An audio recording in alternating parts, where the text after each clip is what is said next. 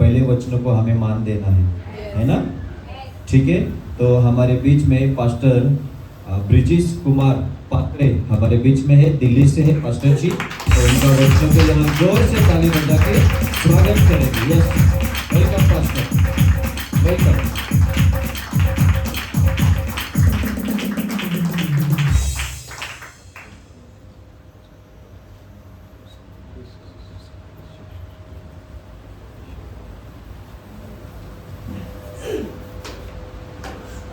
Let's pray. हमारे ईश्वर के पिता परमेश्वर, धन्यवाद के साथ प्रभु यीशु मसीह के नाम में एक बार फिर से आपने मौका दिया कि आपकी हुजूरी में आपके पवित्र वचन से हम सब मिलें और मिलकर सीखें। परमेश्वर यहाँ में सिखाने के लिए नहीं बल्कि कुछ सीखने के लिए भी है, क्योंकि हम सब से पवित्र आत्मा बात करता है। हमारे ईश्वर के पिता मदद करो, सहायता करो, पवित्र आत्मा हमारी अगुवाई करो। यीशु मसीह के नाम से प्राप्त मंत्र सुने पिता, आमीन। Hallelujah, hallelujah. कितने लोग आनंदित हैं?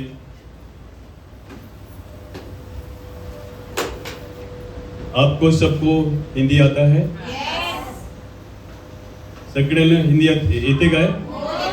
मला थोड़ी थोड़ी मराठी येते, जास्ती नहीं। तो पास्टर साहब ने मेरा नाम बता दिया है ऑलरेडी आपको, और मैं आपको बताना चाहता हूँ कि 5 तारीख मुंबई आया और 6 तारीख आपके पुणे में आया, और पुणे का मेरा तीसरा टाइम आने का हुआ है। तीसरा टाइम से पहले फर्स्ट टाइम में आपको बता रहा हूँ कि पुणे के लोगों ने और पुणे के लोगों के जो विचार, जो उनका जीवन, वो मुझे छू गया।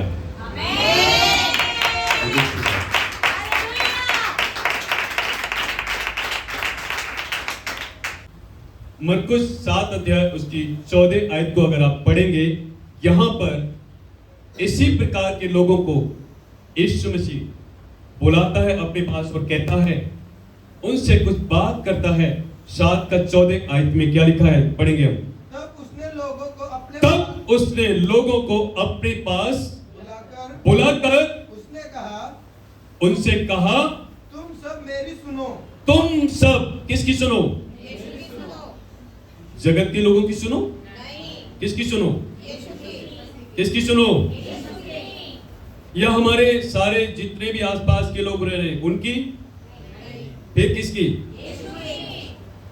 कई बार ये चैलेंजेस होते हैं, हम दूसरों की बातों पे बहुत जल्दी से सुनने के लिए अपने कान लगाते हैं, लेकिन बाइबल इस बात को कहती है कि जिसके कान हो वो सुन ले कि आत्मा कलीसिया से क्या कहता है।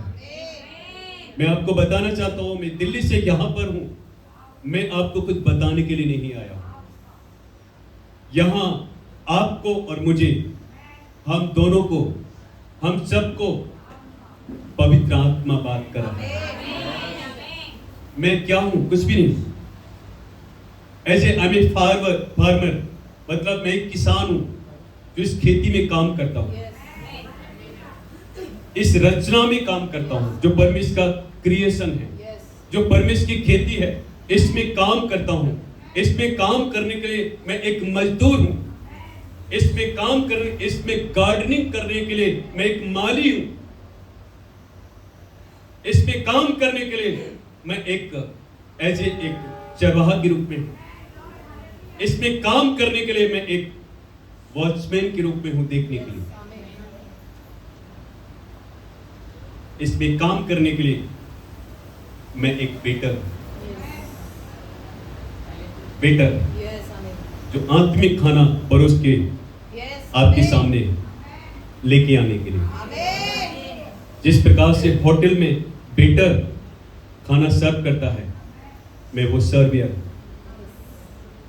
ये सब बाइबल से आपको सब मिलेगा जितना अभी आपको बोला, लेकिन उसके लिए बहुत टाइम जाएगा। हम एक शॉर्ट उसमें, एक अच्छी उसमें चलेंगे। हमसे सबसे पवित्र आत्मा बात करने जा रहा है। मत सोचना यहां दिल्ली से पास्टर आया, मैं आपको बार बार बोलूंगा, मैं कुछ भी नहीं। Hallelujah, hallelujah. यहां पे जिस प्रकार से यीशु मसीह ने मरकुस 7:14 इस आयत को रिपीट करेंगे हम लोग। यहां पर तब उसने लोगों को अपने पास तब उसने लोगों को अपने पास बुलाया, उनसे कहा तुम सब मेरी सुनो और समझो। तुम सब क्या करो, मेरी सुनो और समझो। ओहो, कई बार हम लोगों की सुनते हैं और उनमें हाँ हाँ करते हैं, उनकी बातों को समझने का प्रयास करते हैं, लेकिन संसार में वो वाली बातें नहीं मिलेंगी जो प्रभु के पास है। इसलिए यीशु मसीह ने कहा तुम सब मेरी सुनो और समझो, मेरी सुनो और समझो। इसलिए प्रियो, हमें यीशु मसीह के लिए सुनना है और समझना है आखिर वो क्या बोलना चाहता है, आखिर वो क्या बोलना चाहता है। क्योंकि यीशु मसीह हमारा चट्टान है, और चट्टान जो हमारा है वो हमें उस चट्टान पर ऐसा मजबूत जीवन बनाकर तैयार करना चाहता है जिस जीवन को कोई हिला ना सके। इसलिए प्रभु यीशु मसीह कहता है तुम सब मेरी सुनो और समझो। मत्ती 7:24 आयत की ओर हम जाएंगे। अब यहां पर हम डिसाइड करें कि हम किस प्रकार का जीवन जीना पसंद करेंगे, बुद्धिमान का या निर्बुद्धि का। बुद्धिमान का या निर्बुद्धि का जीवन जीना पसंद करेंगे, ये हमारा फैसला होगा, ये आपका फैसला होगा। लेकिन बाइबल तो यही बताएगी कि आप अपना जीवन रूपी मकान चट्टान पर बनाएं, ताकि चट्टान को दुनिया की कोई ताकत हिला न सके। Hallelujah, hallelujah. यहां पर मत्ती 7:24 और 25 को अगर पढ़े तो यहां पर भी कुछ सुनाने के लिए ही बात कर रहे हैं यीशु मसीह। 24 को पढ़ेंगे पहले, मत्ती 7:24। इसलिए जो कोई मेरी ये बातें सुनकर उन्हें मानता है वह उस बुद्धिमान मनुष्य के समान समान ठहरेगा। हो उसकी बातों को जो सुनेगा, समझेगा, जो सुनेगा, जो मानेगा, वो उस बुद्धिमान मनुष्य के समान ठहरेगा जिसने अपना घर चट्टान पर बनाया, जिसने अपना घर चट्टान पर बनाया है। Hallelujah, hallelujah. चट्टान पर बनाया हुआ मकान। आगे क्या है? और मेह बरसा और बाढ़ें आई और आंधियां चली और उस घर से टकराई फिर भी वह नहीं गिरा क्योंकि उसकी नींव चट्टान पर डाली गई। Hallelujah, hallelujah. मैं आपको बताना चाहता हूं, जिस मकान की नींव चट्टान पर होती है, कितनी भी आंधी तूफान बाढ़ बारिश आएंगे, टकराएंगे, लेकिन वो उसका कुछ नहीं कर सकते। आएंगे तो सही, लेकिन उस घर को गिरा नहीं पाएंगे, उसको तहस नहस नहीं कर पाएंगे। मैं आपको बताना चाहता हूं कि हमारा जब शादी हुआ था पति पत्नी का, तो 10 साल तक हमारे पास कोई संतान नहीं थी। कितना साल तक? 10 साल तक। मेरी पत्नी दूसरों की बातों के कारण से बहुत परेशान होती थी, क्योंकि वो विश्वास नहीं करती थी, उस समय विश्वास नहीं करती थी। तो मेरी पत्नी को एक ही बात बोलता था मैं कि सुनो, मैंने आपके साथ सबसे पहले इस बात को सुन लो, शादी की है तो केवल बच्चों के लिए नहीं, शादी हमारी हुई है, लेकिन एक समय पर परमेश्वर हमें संतान भी देगा। लेकिन आप सोच सकते हैं, मुझे प्रभु ने चुन लिया, मुझे प्रभु ने विश्वास पे ले लिया, मुझे प्रभु ने अलग कर लिया। अब मेरी पत्नी तो विश्वास करती नहीं थी, उनका तो अपना एक मानना था, अलग प्रकार से वो सोचते थे। और उसी समय मैं उनको हमेशा बहुत प्यार किया, बहुत प्यार, और उनको यही कहता था कि आप चिंता मत करो, आप दुनिया की बात मत सुनो, आपका विवाह मेरे साथ हुआ है, मैं जैसे आपसे बात कर रहा हूं आप मेरी बात करें, मैं आपसे कोई संतान नहीं मांग रहा हूं, लेकिन हाँ समय पर प्रभु देगा। और 10 साल के बाद में फिर परमेश्वर ने हमें क्या किया, संतान की उत्पत्ति। तो जब पहली बेटी हमारे लिए हुई, उसके समय पर बहुत कठिन परिस्थिति में थे हम लोग। मैं विश्वास में था, लेकिन मेरी पत्नी विश्वास में नहीं थी। पर अपनी पत्नी के लिए मैं डेली सुबह शाम प्रभु से प्रार्थना करता था, प्रभु मेरी पत्नी भी आपकी महिमा के लिए मुझे दे दे। इसी तरीके से प्रार्थना करता था, और वो प्रार्थना मेरी उनके लिए 10 साल तक चली थी। कितने साल? 10 साल तक। तो उस पर अभी आगे आएंगे। जब उनको बेबी पैदा होने वाली थी तो बहुत कठिन परिस्थिति, मेरे पास एक पैसा नहीं, लेकिन मैं गॉस्पेल सुनाने के लिए, प्रभु का वचन सुनाने के लिए दीवाना था। दीवाना। घर पे आया तो मेरे पड़ोस के लोगों ने मेरी पत्नी को हॉस्पिटल में ऑलरेडी एडमिट कर दिया था। घर आया तो बोले आपकी पत्नी इधर नहीं है हॉस्पिटल में। मेरे पास्टर को मिला, मैंने कहा पास्टर ऐसे बात है। बोले कोई बात नहीं, आप जाइए, मैं यहाँ पर पूरा रात प्रेयर में रहूँगा और सब कुछ ठीक हो जाएगा। उन्होंने, उनके पास 200 रुपये उनके पास में पड़ा था, मेरी पॉकेट में डाल दिया और वो लेके मैं चला गया। मेरे पास एक पैसा नहीं था। गया हॉस्पिटल में, वहाँ पे देख रहे, मैं अपनी प्रार्थना कर रहा हूँ, मेरे पास्टर उधर प्रार्थना कर रहे हैं। शाम को 5-6 बजे से लेकर रात को 1 बज गया, लेकिन डिलीवरी नहीं हुआ। रात को 1 बजे डॉक्टरों ने हाथ उठा दिया और कहा ये डिलीवरी नॉर्मल नहीं है, एक बड़ा हॉस्पिटल में रेफर करेंगे, वहां पर इसका ऑपरेशन होने वाला है।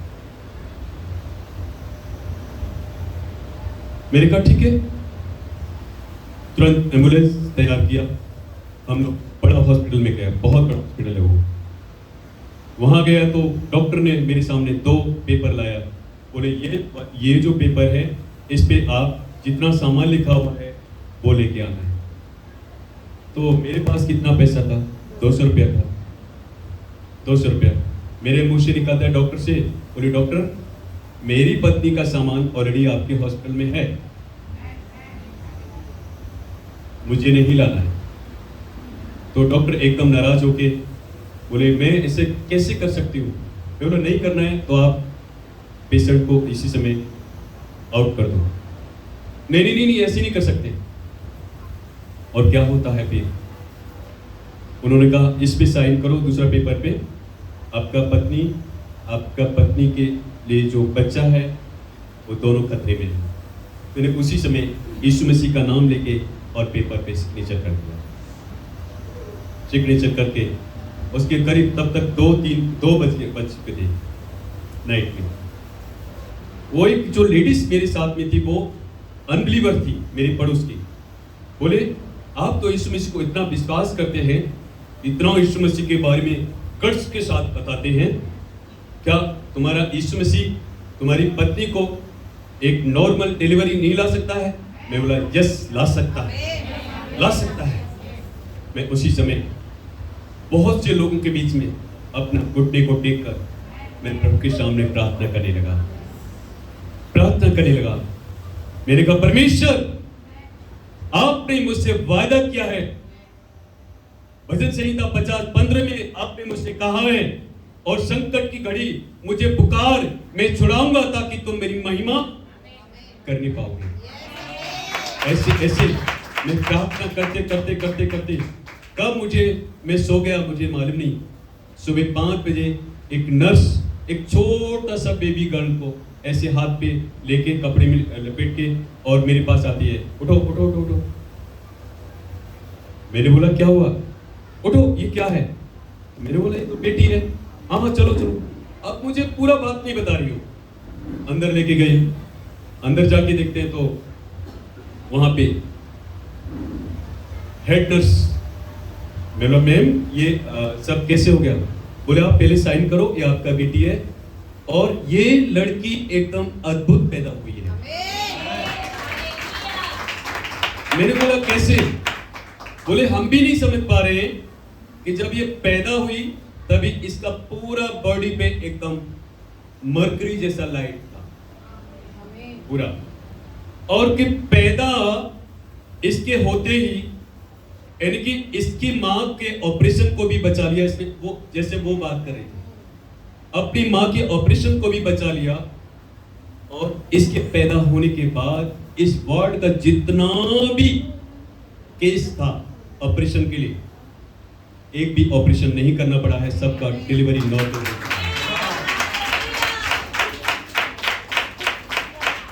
तब तक मेरे पास पता नहीं किसने और 300 रुपया कौन डाल के चला गया, मुझे नहीं, वो नहीं मालूम मुझे। अब कितना हो गया मेरे पास? 500 रुपया हो गया, 500 रुपया हो गया। बाकी जो जितना डिलीवरी हुआ था वहां पे 24 घंटे के बाद डिस्चार्ज किया, लेकिन हम लोग को वहां पे 4 दिन 4 रात रखा था। बच्चे का कपड़ा सब वही लोग धो रहे थे, और मेरी मिसेस के साथ मेरे लिए भी खाना प्लेट लेके आ रहे थे, सब सारा कुछ हो रहा था, कोई मुझे दिक्कत नहीं हो रही थी। लास्ट में 4 दिन के बाद में नर्स आती है, फाइल में पेपर लगा के, डिस्चार्ज पेपर, उसमें बिल था, बोले ये बिल पे करो। तो मैंने ओपन करके देखा तो मैं खुद सोच रहा था कि ऐसे कैसे हो सकता है, ये लोग से जरूर कुछ ना कुछ तो गलती हुआ, मिस्टेक हुआ। मेरे सिस्टर से पूछा सिस्टर कितना बिल है? बोले ये देखो ना 365 है, 365 रुपये। तो मैं बोला आप लोग जरूर कुछ ना कुछ गलती कर रहे हैं। बोले नहीं नहीं नहीं बराबर है। चलो काउंटर पे गया, मैंने काउंटर वाले से जिसको कैश देना था, मैं बोला मैडम कितना पेमेंट है ये? बोले दादा आप ऐसे क्यों पूछ रहे हैं? मैं बोला मुझे थोड़ा समझना है। बोले 365 है। मैं बोला इसमें कोई मिस्टेक तो नहीं है? बोले कोई मिस्टेक नहीं है, बिल बराबर है। मैंने 400 रुपया निकाला, उसमें लगा के और दे दिया। 35 रुपया वापस आया, 35 रुपीज, उसको फाइल में लगा के नर्स को दे दिया। अब मेरे पास कितना बचा? 100 रुपया। घर में राशन नहीं था, उधर राशन नहीं था घर में। 100 रुपया बचा। अभी मैंने प्रार्थना किया, प्रार्थना करके अपनी पत्नी के लिए, बच्ची के लिए हम लोग नीचे आया। नीचे आते तो जिधर दवा का लाइन लगा था वहां से हम लोग निकल के जा रहे थे। जैसे थोड़ा सा निकल के गया उधर से आगे, इतना थोड़ा सा जाने के बाद पवित्र आत्मा ने बोला गो बैक, पीछे जाओ। बोला प्रभु क्यों?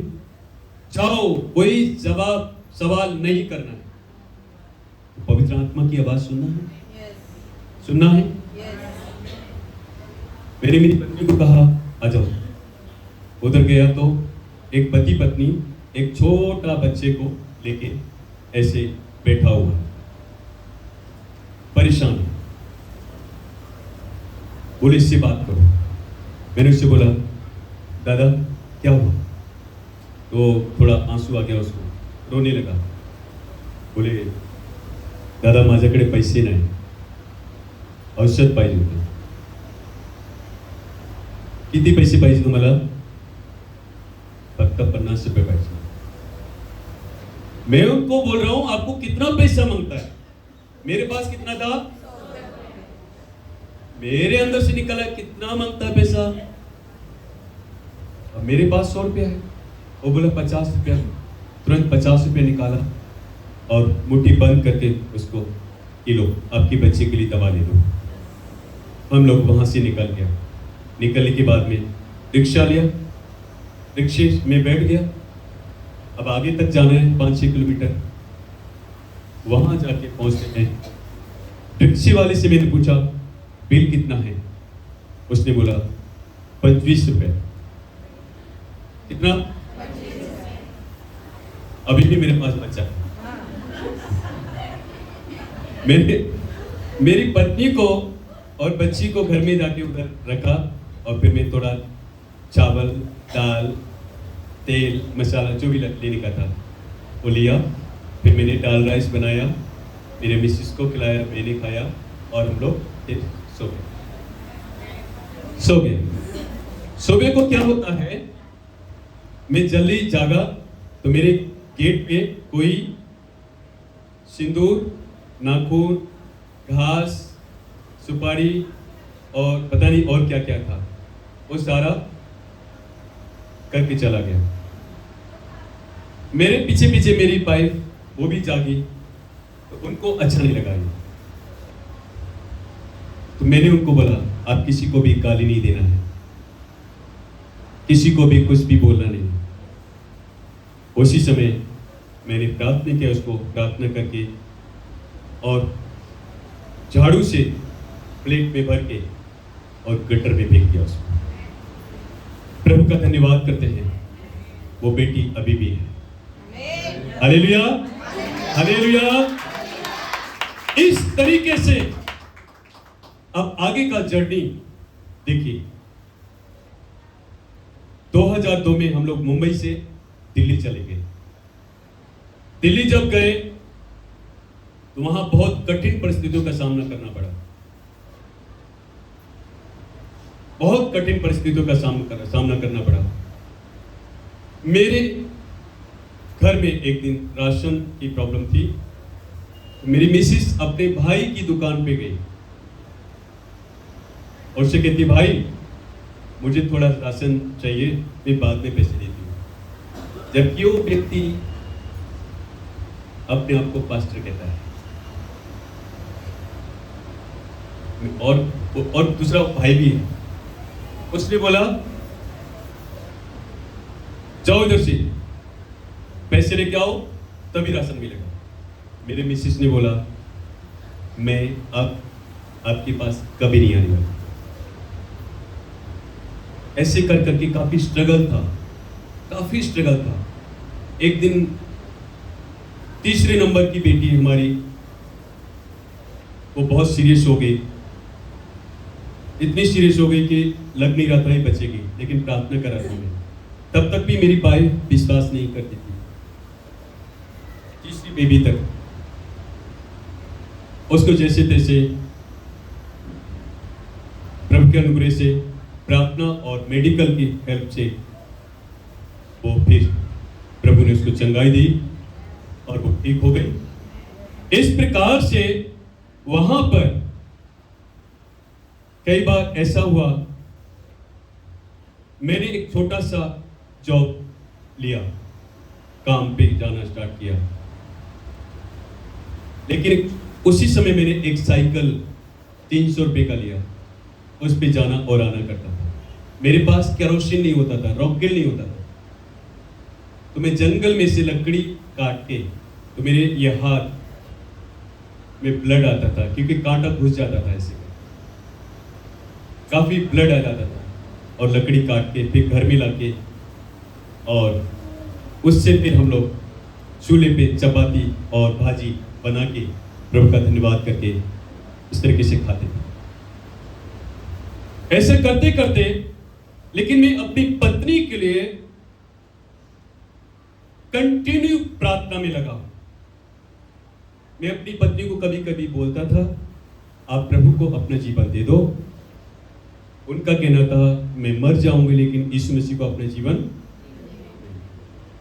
मैं उनको एक ही बात बोलता था, आपको यीशु मसीह के लिए एक दिन अपना जीवन देना ही होगा। ऐसे करते करते काफी समय ऐसे निकल रहा है। एक बार मेरी पत्नी के साथ मेरे घर के लोगों ने मिलके मुझे घर से बाहर फेंक दिया। मतलब मेरी पत्नी भी उनके सपोर्ट में थी और मैं रात को फिर रोड पे सो जाता था। कई बार दिल्ली में जो एक साइकिल वाला रिक्शा चलता है दिल्ली में, 3 पहिए का, ऐसे खींचते हैं पैर से लोग, उस पे ऐसे पूरा रात सोया था ऐसे। लेकिन मेरी बाइबल को हमेशा इधर रखता था, इधर, क्योंकि मुझे यीशु मसीह की वचन को सुनना है, समझना है, उस पे चलना है, उस पे चलना। ऐसा होते होते 2005 का समय आया और 2005 का जब समय आया, अचानक से मेरी पत्नी ने मतलब मुझे दिखाने के लिए बस कलीसिया ज्वाइन करती थी, मेरा मन को थोड़ा करने के लिए, पर मुझे मालूम पड़ता था कि ये विश्वासी नहीं है। मैं कंटिन्यू प्रार्थना करता इस तरह। और क्या हुआ कि 2005 में हमारे लिए 3 बेटियों के बाद में एक बेटा हुआ। अब देखो क्या होता है, बेटा हुआ तो 1 महीने, 2 महीने, 3 महीने, बेटा बहुत अच्छा है, बहुत इतना सुंदर कि बहुत मतलब सुंदर। उसी दरमियान दिल्ली में एक ऐसा लोगों ने बोला कि अगर कोई अपने घर के ऊपर में मेहंदी का या हल्दी का ये पंजा लगाएगा तो वो चुड़ैल नहीं आएगी, लेकिन अगर जिस घर में नहीं लगाया तो उस घर में आएगी। तो मेरी वाइफ को भी कुछ होने लगा, उनको भी मन में चलने लगा। तो मैंने बोला उनको, मैं समझ गया, मैं बोला सुनो, आप गलती मत कर देना, मुझे मालूम है आपके मन में चल रहा है। घर पे आप कोई भी मेहंदी या हल्दी का थापा मत लगाना। अगर लगा दिया या नहीं लगाया, नहीं लगाया, वो चुड़ैल तो अंदर नहीं आएगी, लेकिन आपने लगा दिया तो आप जरूर घर से बाहर जाओगे। और उनको ऐसा लगा और उन्होंने नहीं किया। लेकिन कुछ दिनों के बाद मुझे एकदम पोलाइटली बोलते हैं, सुनो। मैंने कहा सुनाइए। अभी हमारे घर में पूरा परिवार में एक ही बेटा पैदा हुआ है, सब लोग मिलना चाह रहे हैं, सब लोग देखना चाह रहे हैं। तो मैंने कहा फिर क्या करना है? बोले क्या मैं लेके जा सकती हूँ? ठीक है, जाओ। वो गए। उनके जाने के समय मैंने बोला आप लेके तो जा रहे हैं, लेकिन इस पे ऐसा वो कुछ भी मत करना जो परमेश्वर को पसंद नहीं। उन्होंने मुझे बोला हाँ यस ठीक है, नहीं करूंगा। लेकिन यहां से जैसे ही निकले, गांव में मम्मी पापा के पास पहुंचे, वहां पे वही काम कर दिया। उस बच्चे के ऊपर बकरा, मुर्गा, ये वो पता नहीं क्या क्या ऐसे उसके ऊपर ऐसे निकाला और उसको बलि कर दिया। जैसे ही वो बलि किया, उसी दिन बच्चा पूरी तरीके से बीमार हो गया, शैतान के हाथों में चला गया। उसके बाद मेरे घर के लोगों ने, मेरी पत्नी के घर के लोगों ने, सब लोगों ने पूर्ण प्रयास कर लिया अपनी जितनी भी ताकत उनके पास थी सब ताकत को लगा दिया, डॉक्टरी जितनी करनी थी सब कर दी, लेकिन धीरे धीरे ये बच्चा 1 से 1.25 साल का हो गया, मतलब 1 साल से ज्यादा हो गया, लेकिन बच्चा ठीक होने में नहीं आ रहा है। एक दिन क्या होता है कि सन 2006 12 अप्रैल को मेरी पत्नी को किसी माली ने कहा, माली जानते हैं? हाँ, माली ने बोला, सुनो मैडम, आपके सिर के बालों से मंदिर साफ कर दो तो आपका बेटा सही हो जाएगा। तो माँ का दिल है, माँ का दिल बच्चे को तड़पते कैसे देखेगी? बच्चे को तड़पता हुआ छोड़ के मंदिर में पता नहीं कैसे चलाया होगा, मुझे मालूम नहीं, चल सकता क्या? लेकिन माँ का दिल है, खुद को दुख उठाएगी बच्चे को अच्छा दिखने के लिए। उधर से जब वापस आती है, बेटा मर चुका था।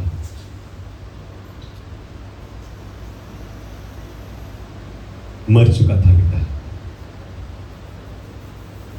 यादें जब सताए तो यीशु को याद करना, यादें जब सताए तो यीशु को याद करना, ख्वाहिशें जब रुलाए, ख्वाहिशें जब रुलाए तो यीशु को याद करना, करना, करना। बेटा जा चुका है। मेरे पास फोन आया दिल्ली में, अब बेटा नहीं है। मुझे कम से कम 5 से 6 घंटे में पहुंच जाना चाहिए, लेकिन पूरा नाइट मैं बस स्टैंड पे घूम रहा हूं, पूरा नाइट।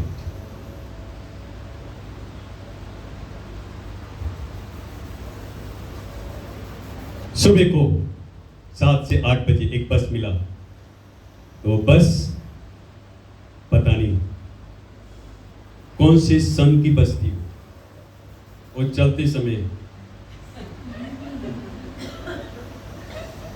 अक्खा दिन, मतलब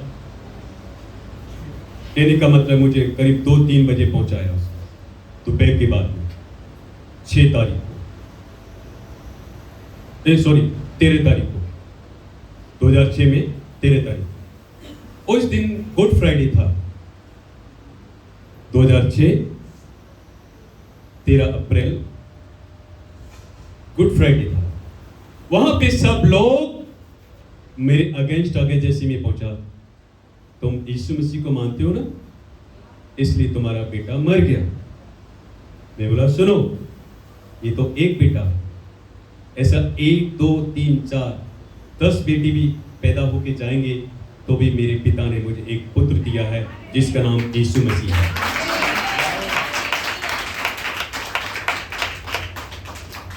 हालेलुया। आसान है क्या? तूफान, आंधी, बारिश, बाढ़ आएंगी, ऐसे आएंगी, हिला देंगे। उन्हीं में से एक तांत्रिक व्यक्ति कोई खड़ा था, उसके ऊपर एक शैतान आया। उसने बोला नहीं नहीं नहीं नहीं, एक यीशु मसीह के मानने से ये बच्चा नहीं मरा है, बल्कि तुमको जो कुछ करने के लिए ना बोला इसलिए बच्चा मर गया। आप देखो, सब चुप। अब उस बच्चे को हम लोग ग्रेवी हार्ट लेके गए।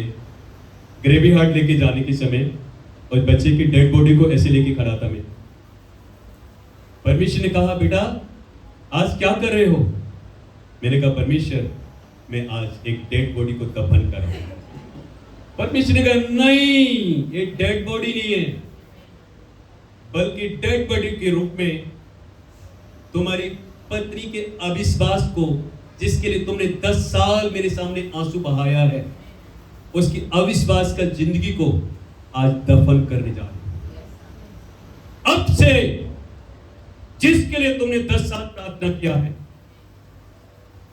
वो मेरे राज्य में खड़ी हो जाएगी। वो तुम्हारे साथ खड़े होकर मेरी सेवा करेगी। मैंने प्रभु को धन्यवाद किया, ये बात अपने पास रखा। उसके बाद क्या होता है, हम लोग घर पे आ गए। एक दिन के बाद एक पास्टर मेरे घर पे, पता नहीं उनको उसके बाद मैंने उनको पास्टर बोलना बंद कर दिया। क्यों? कुछ कारण हुआ था।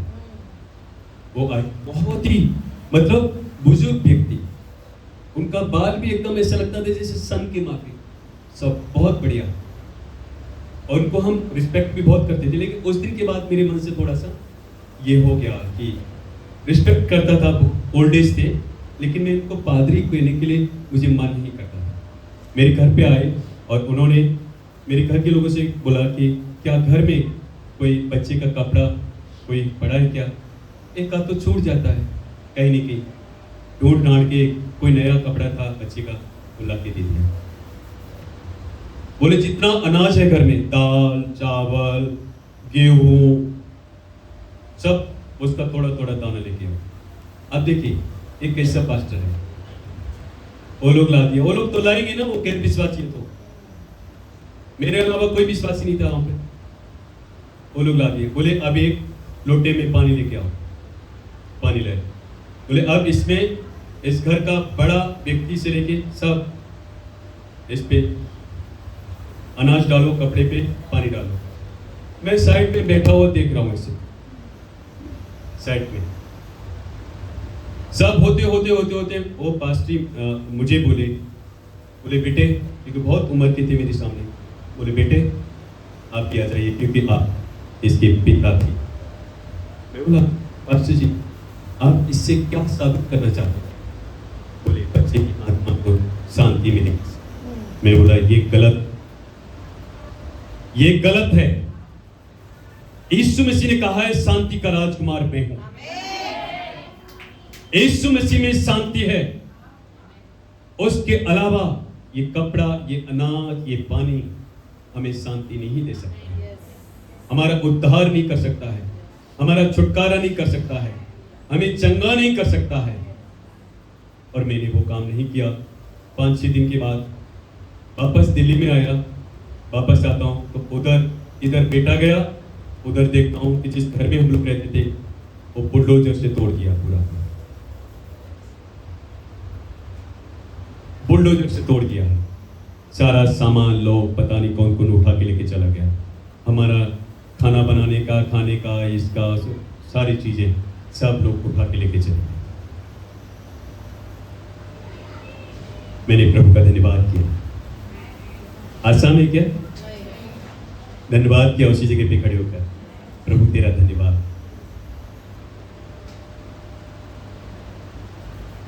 और क्या होता है उसी तरह मैंने वहां पे खड़े होकर प्रार्थना किया, प्रभु या थोड़ा सा जगह दे, थोड़ा सा, ताकि यहां रह के ये पूरा झोपड़पट्टी के लिए मुझे सेवा करने के लिए आप मुझे मुंबई से इधर दिल्ली में लेके आया है। यहाँ का ये जितना भी झोपड़पट्टी में आपने मुझे ला के रखा है, सेवा करना चाहता हूँ यहीं से बैठ के। फिर से रोड का पूरा मैपिंग हुआ तो 6x6 जगह, मतलब 6 फुट लंबा 6 फुट चौड़ा, उतना जगह बचा। वहां पे मेरा जो बेड था, बेड का टूटा हुआ पट्टा साइड का, वो दोनों मिल गया, बस और कुछ नहीं मिला, और कुछ नहीं मिला। उनको उठा के मैंने ऐसे पत्थरों का वो बनाया और दोनों पट्टे रख दिए और प्रार्थना करके वही पट्टे पे सो गए। ऐसे करते करते मैंने कुछ दिन के बाद वहां पे जंगल में गया, 5-6 लकड़ काटा, लकड़ काट के उसको बम्बू लगाया और फिर उस पर प्लास्टिक कवर कर दिया। प्लास्टिक कवर किया वहां पर। उसके बाद मेरी पत्नी तीनों बेटियों को लेकर आती है वापस, बहुत टूटी हुई, और जैसे ऐसे घर के अंदर ऐसे कदम रख रही है, ऐसे रखते रखते बोलती है मैं अपना जीवन यीशु मसीह को देना चाहती हूँ। लेकिन जैसे ही उसने बोला कि मैं अपना जीवन यीशु मसीह को देना चाहता हूं, तुरंत वहीं से वो गिर पड़ी। 5 साल बीमार थी। कितना साल? 5 साल। अब 5 साल में मेरे लिए कितना बड़ा प्रॉब्लम हो सकता है। मैंने अपने घर के लोगों को इन्फॉर्म नहीं किया कि मेरी पत्नी बीमार है, आप आओ, देखो, संभालो। नहीं, किसी और ने बाद में कॉल किया तो मम्मी आ गई थी। लेकिन उनकी पूरी देखभाल, पत्नी के क्या खाना, क्या उनका नहाना, क्या कपड़े, क्या उनको नाश्ता कराना, क्या सब चीज मुझे ही देखना था। मैं किसी को नहीं देखने दे रहा था। उनका सारा काम मैं कर रहा था। एक बार ओपन ऐसे हैंडपंप पे, बाहर हैंडपंप लगा हुआ था और उस पे उनके कपड़े धो रहा था। 2 लेडीज उधर आया, बोलता है, भाई आप ये कपड़े हमको दे दो, हम धो देंगे। मैंने बोला क्यों? बोले सब लोग देख रहे हैं और बोलेंगे ये औरत के कपड़ा धो रहा है ये आदमी। मैं बोला ये आपको किसने बोला मैं एक औरत का कपड़ा धो रहा हूँ? मैंने कहा मैं किसी औरत का कपड़ा नहीं धो रहा हूँ, मेरी पत्नी के कपड़े धो रहा हूँ। Hallelujah, hallelujah. क्योंकि मेरी पत्नी को होश नहीं रहता था। बहुत हालत, बहुत स्ट्रगल, बहुत स्थिति ऐसी थी। घर में होती थी तो भी उनके लिए प्रार्थना करके प्रभु में के हाथ में सौंपता था। मेरी बेटियां छोटी छोटी थी, एकदम छोटी छोटी थी। वो कहती थी प्रभु हमारी मम्मी को दे दे, प्रभु मम्मी को दे दे, प्रभु मम्मी को दे दे, प्रभु मम्मी को। ऐसी करती थी, बस उनको प्रेम नहीं आती थी। ऐसे करते करते और उनको सारा मेडिसिन देना, उनको टाइम टू टाइम सारा देखभाल करना, प्रार्थना करना। और उसके बाद मैं फिर चला जाता था प्रभु का वचन सुनाने के लिए, प्रभु का वचन सुनाने के लिए। उसी दरमियान एक पास्टर, दूसरा कोई पास्टर हमारे घर पे आता है और बोल के जाता है, इनका पत्नी तो एक जिंदा मुर्दे के समान पड़ा है और ये दूसरों के लिए प्रार्थना करते फिरते हैं, ये दूसरों के लिए प्रभु का वचन सुना के वो बाइबल लेके घूमते फिरते हैं। मैं बोला पास्टर जी, जब सब कुछ सर्व चांगला है तरी देवा देवा सांगता तुम्ही, सब कुछ अच्छा है तभी यीशु मसीह अच्छा है क्या? ऐसे समय पर यीशु मसीह को अच्छा कहो, तब आपका समझ में आएगा कि आप सचमुच अपना जीवन चट्टान पर लेके खड़े हैं।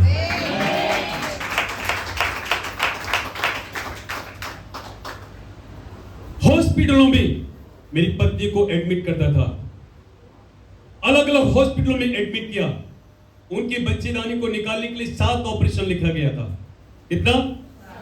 और भी अलग अलग हॉस्पिटलों में, इधर ऑपरेशन लिखा, उधर प्रार्थना किया। सर्जन डॉक्टर आता है और कहता है ये ऑपरेशन किसने लिखा है? मैं बोलता था आपके डॉक्टर ने। नो नो नो नो, ये ऑपरेशन नहीं होगा। ऐसे करते करते करते करते 7 ऑपरेशन कैंसिल। उसी 5 साल के बीच में कुछ कुछ जो अपने आप को विश्वासी कहते थे, कुछ लोग वो आते थे मिलने को। तो कभी कभी मेरी पत्नी को, कभी कभी मुझे, जब कभी थोड़ा होश में होती थी पत्नी, उनको नहीं तो ज़्यादातर मुझे, बोले देखिए आप अच्छा है, आप यीशु मसीह का सेवा कर रहे हैं, लेकिन ऐसा करो और बाबा का दाढ़ी कटवा के ताबीज में बंद करा के डाल दो गले में। तो मैं बोला उसका बाबा का दाढ़ी में इतना पावर है क्या? उसको इतना ही पावर है तो फिर वो जो हजाम जो है दाढ़ी बनाता है, वो सारा बाल उसको कलेक्ट करके रख सकता अपने पास। अलग अलग बातें बोलते थे, लेकिन अपने आप को विश्वासी कहते थे, अपने आप को विश्वासी कहते थे। और ऐसा हुआ, उसमें बहुत लोग आए, कोई बात नहीं ये खा लो ठीक हो जाओगे, कोई नहीं आप यीशु मसीह को मानो आप ठीक हो जाओगे। मेरी पत्नी का भी एक ही कहना था कि मैंने मेरे बेटे के समय सब कुछ देख लिया है, अब मैं समझ चुकी हूँ कि इनमें सब में कुछ नहीं है, कुछ नहीं है, कुछ नहीं है। अब चाहे मैं मर भी जाऊं लेकिन मैं इन सब चीजों को नहीं लूंगा। लेकिन जिस वक्त उनको दर्द होता था तो बहुत भयानक दर्द होता था। उनके बच्चेदानी में एक गांठ भी डॉक्टर ने बता दी थी। उसके दरमियान हॉस्पिटलों में पूरा अक्खा नाइट, अक्खा रात में प्रभु के वचन को लेकर जो पेशेंटों के साथ जो लोग होते थे उनके बीच में बैठ के ऐसे वचन सुनाता था। मेरी पत्नी उधर एडमिट है, मैं प्रभु से प्रार्थना करके प्रभु के हाथ में दे के आ जाता था, और वापस जब जाता था तो वो कहती थी, सुनो यहाँ पर कुछ ऐसा हुआ है। मैंने क्या? कि एक शैतान जैसा आया और गेट पे, पर गेट से अंदर नहीं आ रहा था। वो आया और बोलता है, क्या तू ठीक है? तो मैं कहती थी, ठीक है, ठीक हूँ। बोला, नहीं तू ठीक नहीं होगी, तेरे बेटे को मार दिया मैंने, तुझे भी मार दूंगा। बोले, अब तू कुछ मेरा कर नहीं पाएगा, अब कुछ नहीं कर पाएगा। और उसके बाद फिर मुझे आंख बंद हो जाती थी और मैं देखती थी कि एकदम सफेद ड्रेस पहनकर, सफेद दाढ़ी, लंबा बाल, ऐसे एक दूसरा व्यक्ति आता, मेरे सिर पे हाथ रख के कहता था, बेटी मैं यहाँ हूँ। Hallelujah, hallelujah. सोचिए, ऐसे होते होते करीब काफी समय, फिर 2012 आ गया। 2012 में नाइट होल्ड प्रेयर 2012 जब खत्म होने वाली थी, 31 को नाइट होल्ड प्रेयर करके हम लोग घर में गया और न्यू ईयर का वेलकम किया। मेरी पत्नी, क्योंकि दिन निकल गया था, फिर मेरी पत्नी ऐसे थोड़ा बेड पे लेट गया। फिर हम दूसरे घर में पहुंच चुके थे तब तक, बड़े घर में। तो लेट गया, ऐसे आधा सोया आधा जागा ऐसे करके। स्वर्गदूत आता है और बोलता है, बेटी बहुत सुंदर बच्चा, ये लो। ऐसा उनको बोला और फिर उनकी एकदम आंख खुलती है तो उनको निराशा पैसे जैसी हो जाती है, क्योंकि बेटा एक जा चुका है हाथों से। उन्होंने मुझे बताया, मैंने कहा देखो ये न्यू ईयर का गिफ्ट है, क्या है ये प्रभु को पता होगा, प्रभु को पता होगा। और क्या होता है उसके बाद में, जनवरी फरवरी मार्च 3 महीना बीत गया। उनको ऐसा लगा कि उनको कुछ दिक्कत परेशानी महसूस हो रही है। उन्होंने कहा, सुनो मुझे पता नहीं इतना साल मेरा इलाज चला है, कुछ तो प्रॉब्लम मुझे महसूस हो रही है। मैंने कहा चलो ठीक है। प्रेयर किया, डॉक्टर को गए और डॉक्टर को जाने के बाद क्या होता है कि वहां पर अचानक से जैसे ही वहां पहुंचते हैं, डॉक्टर ने बोला आपकी पत्नी प्रेग्नेंट है। तो मैंने बोला मेरी पत्नी प्रेग्नेंट है, मैं 40 साल का हो चुका हूँ। उस समय मैं बात कर रहा था ऐसे, मैं 40 साल का हो चुका हूँ, मेरी पत्नी 38 साल की है, हमारे पास 3 बेटियां हैं, हमने तो कोई प्लान ही नहीं किया है। बोले वो आप जाने, लेकिन आपकी पत्नी प्रेग्नेंट है। ये कब हो रहा है कि जब मेरी पत्नी पूरा 5 साल स्ट्रगल किया इतना, और 5 साल में एक दिन उन्होंने हिम्मत बांध के अपनी घुट्टी को टेक दिया और कहा प्रभु अब मैं तेरी हूं। जैसे ही बोला अब मैं तेरी हूं, उसी दिन प्रभु ने उनके बिस्तर को पलट दिया और उनको उठा के खड़ा कर दिया। वहीं से वो आगे अपना जर्नी प्रभु के साथ जीने लगी और जीते जीते चलते हैं। देखते हैं कि जब वो समय आया तो वो बोल रही थी। तो मैं चेक करने जब गया, चेक करने के समय में डॉक्टर ने बताया, वहां पे हम दोनों पति पत्नी ने अपनी घुटने टेके और घुटने टेक कर वहां पे प्रार्थना किया। हमने कहा परमेश्वर जो भी कुछ है हम इसको अभी से आपकी महिमा के लिए दे देते हैं। प्रेयर करके चले आए। एक बपतिस्मा पाया हुआ फैमिली आया मेरी पत्नी के पास में, बोले दीदी ये बच्चे को आप अबॉर्शन करा दो, ये बच्चा मत लो आप। बोले क्यों? बोले नहीं अभी आपके पास 3 बेटी है और एक बेटी हो गया तो। बोले वाना नहीं, एक बेटी और हो जाएगा तो मेरे मकान का चारों पिलर खड़ा हो जाएगा, उस पर छत भी पड़ जाएगा। बेटी होगा ना, कोई बात नहीं, 3 एक और हो जाएगा। बोले ठीक है आपकी मर्जी है।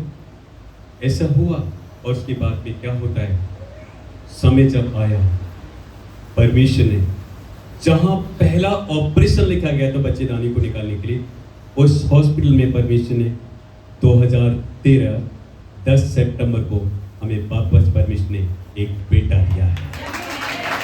Hallelujah, hallelujah.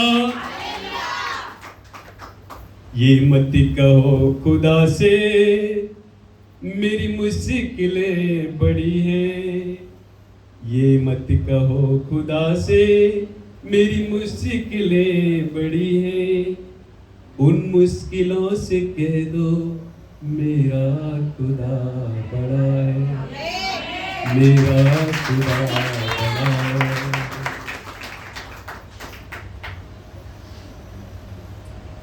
आती हैं आंधियां तो आने दो, मेरा यीशु मसीह सामने खड़ा है। इस तरीके से वो बेटा मिला, प्रभु का धन्यवाद करते हैं। उसके बाद 2017 में मेरी पत्नी को ब्रेस्ट कैंसर हुआ।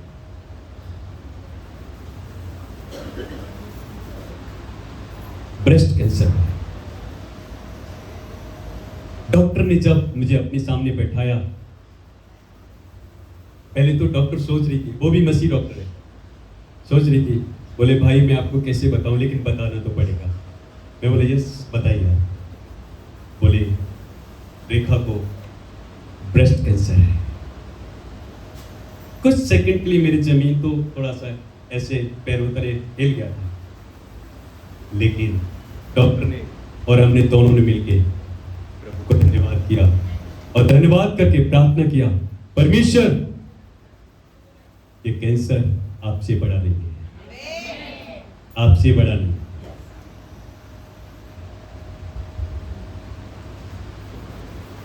तेरे लहू में वो ताकत है,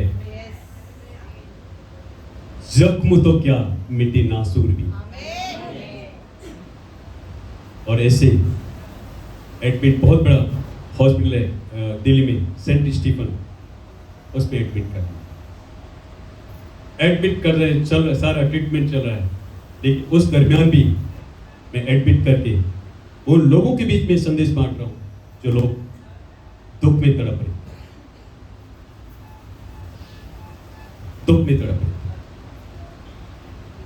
और इस तरीके से एक दिन ऑपरेशन, डॉक्टर ने बोला आपको लिख के देना है क्योंकि आपकी पत्नी बहुत खतरे में है। मैंने कहा कोई बात नहीं है। मैंने प्रार्थना किया यीशु मसीह के नाम से, वो सारा फॉर्म फिल किया और उस पर बोले कुछ भी हो सकता है। मैंने कहा डॉक्टर नो प्रॉब्लम, कोई बात नहीं, आप अपना काम करिए, मेरा प्रभु अपना काम कर रहा है। इस तरीके से जब हुआ, मेरी पत्नी को उस नर्स वेंटिलेटर पे ऑपरेशन के लिए लेके जा रहे हैं। मेरी पत्नी से पूछते हैं मैम आपको मालूम है आप कहाँ जा रहे हैं? बोले हाँ हमें पता है, मुझे मेरा ऑपरेशन होने वाला। बोले अच्छा, और आपके चेहरे पे बिल्कुल भी डर नहीं है? बोले डरना किस बात का है, डरना किस बात का है, मेरा यीशु महान है। और वहां पर देखते हैं, उधर डॉक्टर ने बोला अब आप वेटिंग रूम में बैठिए, आपकी पत्नी का ऑपरेशन स्टार्ट होने वाला है। साइन करवा के मैं जैसे ही वेटिंग रूम में ऐसे एंटर कर रहा था, पवित्र आत्मा ने मुझे धक्का मार के बाहर किया। बोले यहाँ वेटिंग रूम में वेट करने के लिए नहीं आए हो, यहाँ पर तुमसे ज्यादा दुखों में भरी हुई जिंदगी है। तुम्हारे पास तो आशा है लेकिन उनके पास निराशा है। उस निराशाओं में भरी हुई लोगों के बीच में जाओ, उनको भी आशा का संदेश दे दो। मेरी पत्नी का ऑपरेशन चला है, मैं उनको संदेश सुना। जब वापस आता हूँ, ऑपरेशन हो चुका है, मेरी पत्नी सो हैप्पी, खुश। उसके बाद उनका 2-3 महीने तक ड्रेसिंग चल रहा है, ऐसे होते होते। और क्या हुआ कि वहाँ पर वो जख्म सूख नहीं रहा था। तो फिर दिल्ली में बहुत बड़ा हॉस्पिटल है जो केवल एक कैंसर का ही स्पेशलिस्ट है, कैंसर का। वहाँ पे हम लोग गए, तो वहाँ जैसे गए, मुझे ओपीडी भी लेने की जरूरत नहीं पड़ी। कोई डॉक्टर अंदर से किसी ने पता नहीं पहले से तैयार कर दी, और वो गेट पे आते हैं कि इस नाम के 2 जन हैं। मैंने हाथ उठाया, यस मैम। मैंने कहा मैम ये OPD, no no no no, आइए अंदर आइए। वो डॉक्टर ने मुझे पहली बार देखा, अंदर गए प्रार्थना के साथ। वो डॉक्टर ने बोला दूसरे डॉक्टर से, इनका ये वाला टेस्ट करो। वो टेस्ट करने के लिए हम लोग गए अंदर, सारा टेस्ट के लिए। उधर मैडम का टेस्ट हो रहा है, मैं इधर प्रार्थना कराऊंगा, प्रभु तू मेरा डॉक्टर है, तू डॉक्टर है। इसलिए वहां पर देखते हैं कि परमेश्वर का धन्यवाद, वो टेस्ट का वो सब देख के हम लोग चले आए। 2 दिन के बाद बुलाया, वापस हम प्रार्थना के साथ उधर गए, रिपोर्ट लिया, रिपोर्ट लेके और फिर डॉक्टर के पास गए। डॉक्टर ने रिपोर्ट देखा, मेरी पत्नी को कहते हैं, रेखा जी कांग्रेचुलेशन, आपको कैंसर नहीं है। Hallelujah, hallelujah. प्रभु महान है। एक दिन मेरे घर में कुछ राशन नहीं था, मेरे पास केवल 52 रुपीस पड़ा था। कितना? 52 रुपए, पन्ना से नहीं 2 रुपए। किसी चर्च में गया था और वहां पे जब, और हम पति पत्नी और बच्चे मिलके गए थे चर्च में। जब वहां पे गए, वहां क्या होता है कि ऑफरिंग का समय आया, दान देने का समय आया। और उस समय क्या होता है, एक बार को तो मैंने सोचा घर में राशन नहीं है, 2 रुपया निकाला, 2 रुपया। और 2 रुपया जैसे मैंने पकड़ा हाथ में, पवित्र आत्मा ने मुझे एकदम किया। 2 रुपया मैंने 2 रुपया वहीं छोड़ा, और 50 रुपए का जो नोट था, ये गवाही इसलिए बता रहा हूं, उसको पकड़ा और ऑफरिंग बॉक्स जैसे सामने आया, डाल दिया। अब मेरे पास कितना बचा? 2 रुपये। घर में राशन नहीं है। कितना किलो चीनी आएगा?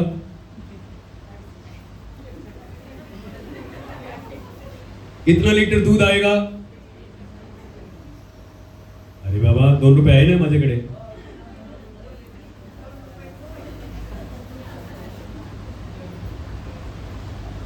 हम लोग उधर से आ रहे हैं,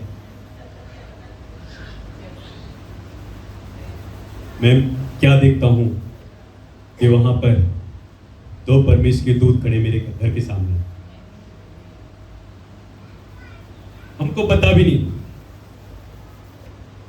और वो दोनों सेवक थे प्रभु के। अभी तो एक प्रभु के पास चल गए, एक है अभी, और कड़क धूप में खड़े हैं बाहर, हमारे इंतजार कर रहे हैं। बाइक पे काफी बड़ा गोनी भरा हुआ इंतजार कर रहे हैं। और जैसे उन्होंने हमको दूर से देखा, हमने भी देखा, अरे मैंने कहा ये तो प्रभु के दास लोग खड़े हैं। चलते चलते आया, वो पास में पहुंचे, हम लोग का मिले, जय मसीह। वो बोले पास्टर जी आपका घर किधर है? मैं बोला ये है, वही झोपड़ा में यही घर है। ऐसे देखा, बोले ये घर हमारे लिए बहुत उत्तम घर है। और क्या होता है, उन्होंने कहा जल्दी करो, हमको केवल पानी दो, हम प्रार्थना करके पानी पी के जाएंगे, और आप हमारे लिए प्रार्थना करो, और प्रभु ने ये आपके लिए भेजा है, आप अपने घर पे रखिए। मैंने कहा पास्टर जी चाय बना ले, और मेरे पास तो 2 ही रुपया था, तो मैंने कहा प्रभु के दास लोग आए तो कम से कम चाय तो पी सकते हैं, 2 रुपये का कुछ नहीं तो दूध लेके आ जाऊंगा, सॉफ्ट वाला खुला हुआ दूध, ओपन दूध मिलता है दिल्ली में। बोले नहीं, अगर आपको देने का है तो ब्लैक टी दे दो, काला चाय। काला चाय हम लोगों ने बनाया, उन्होंने पिया, प्रार्थना किया, और फिर हमने उनके लिए प्रार्थना किया, वो चले गए। बोले ये राशन केवल 1 महीने का है, अब आपको हर महीने राशन की चिंता करने की जरूरत नहीं।